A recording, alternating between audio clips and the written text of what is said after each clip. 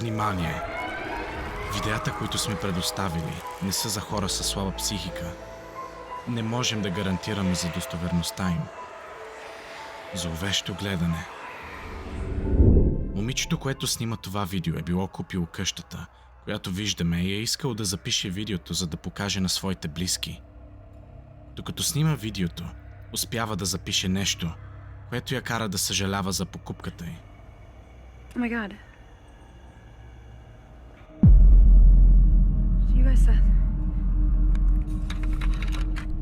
You guys saw that, right?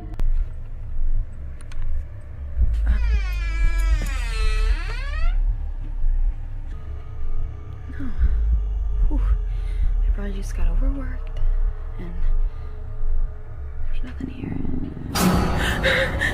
В началото на видеото се вижда, че има нещо на втория етаж на къщата, което я наблюдава. Тя снима и стаите, за да покаже мебелите, които са дошли с къщата. That's okay. Но при качването на втория етаж се вижда зловеща фигура. Лично аз бих опитал да продам къщата по най-бързия начин. След нанасянето си в новата къща, самотната майка Мартина се оплаква от паранормални събития.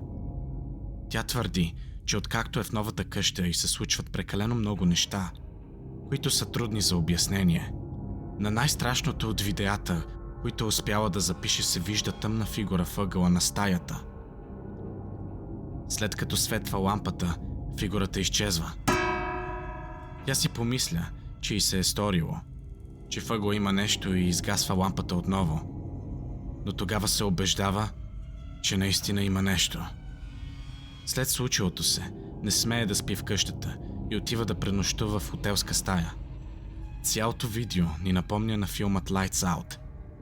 Можете да го погледнете и да видите какво можеше да се случи. Следващото видео не е паранормално, но със сигурност е страшно. Това видео е за тези от вас, които си падат по незабравимите моменти.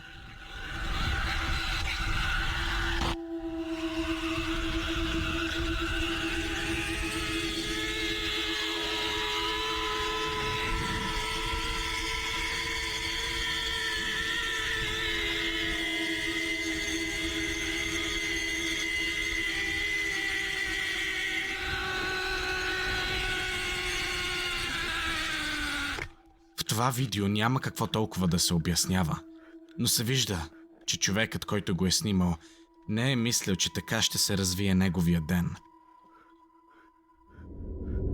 Обичате ли да влизате в пещери? Човекът, който е снимал това видео, е вероятно доста смел да влиза сам в пещери през нощта.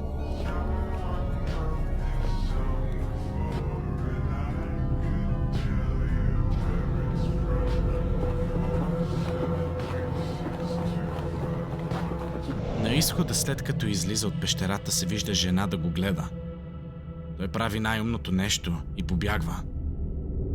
Видеото, което ще видим, е заснето в 4 часа сутринта от охранителна камера, и мъжът, който се вижда, е отивал на работа. Това, което ние виждаме, а той не е наистина потресаващо. При отваряне на вратата се вижда, че на пасажерското място има фигура. Дали това е някакъв призрак, или е просто отражение на светлината в предното стъкло? Вие преценете. Видеото, което ще видим, е като извадено от филм на ужасите.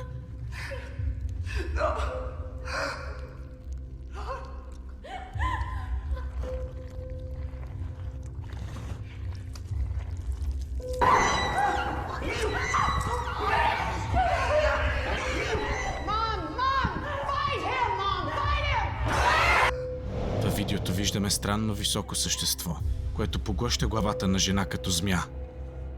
Странното същество забелязва, че има още хора в стаята и побягва. При сблъсъка си отново с него, видеото спира. Не знам дали това видео е истинско или не. Ако знаете откъде е произлязло, чувствайте се свободни да споделите в коментарите. Ако искате да видите вашето видео в канала, споделете го в нашата поща.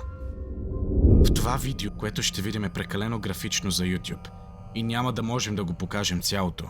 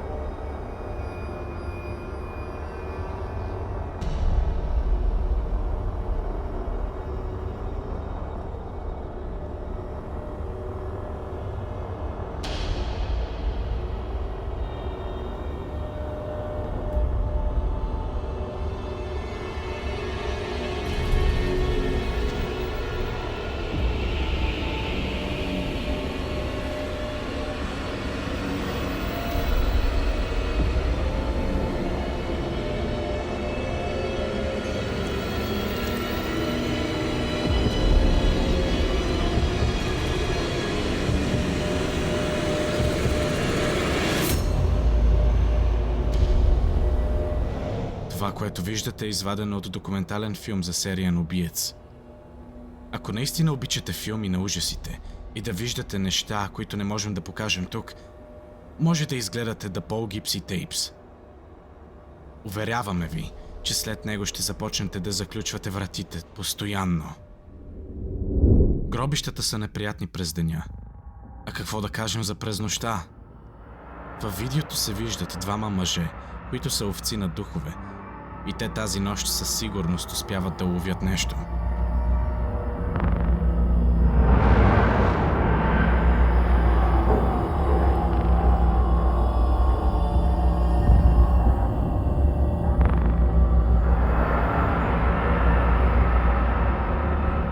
На един от гробовете се вижда някакво същество да се изправя, докато гледа към тях. На излизане от гробището, нещото стои на портата и ги гледа. Дали това видео е истинско, или хората, които са го направили, са го планирали? Вие преценете. Следващото видео е от ютубъри, които са се изгубили, докато се опитвали да запишат нещо паранормално.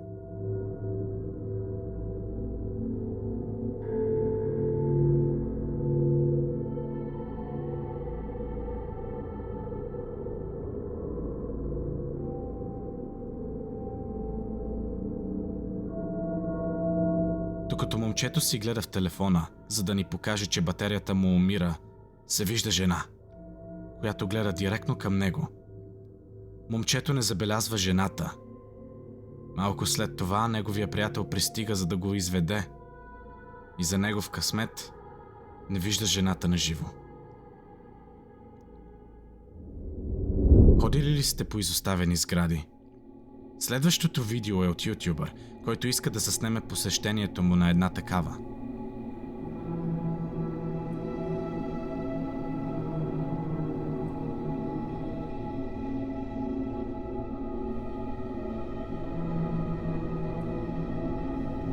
Във видеото се вижда, че от коридора излиза мъж, най-вероятно бездомник, и замеря ютубъра с боклук.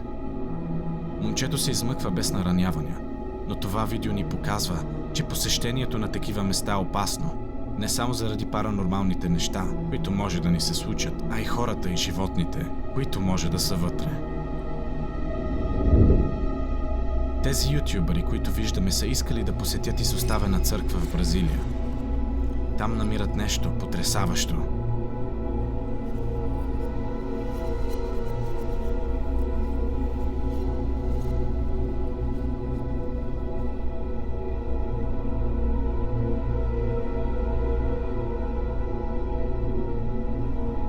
На един от олтарите се вижда човек, който коленичи пред него.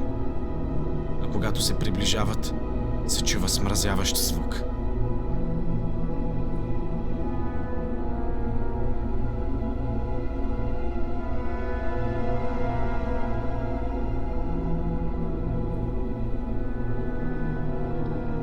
Преди края на видеото, те се сблъскват отново с човека. Момчето, което е снимало това видео, става жертва на демон. Качеството на видеото не е много добро, но може да се види, че по лилея се люлее. Докато показва стаята, момчето пада на земята и започва да кашля, все едно нещо го е накарало.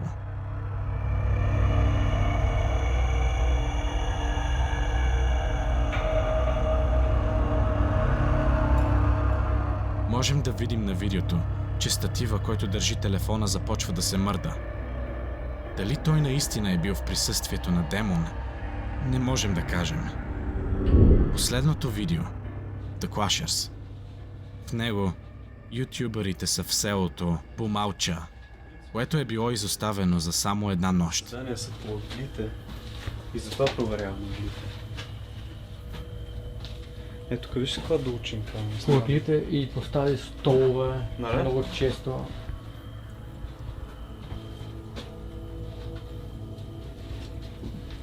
Тук светна е това. Второто. В един момент от видеята, Ето, видя ли? оператора снима и с една от изоставените къщи и на прозореца се вижда ръка. Но те твърдят, че ръката всъщност е на човек от екипа. Е било направено с цел.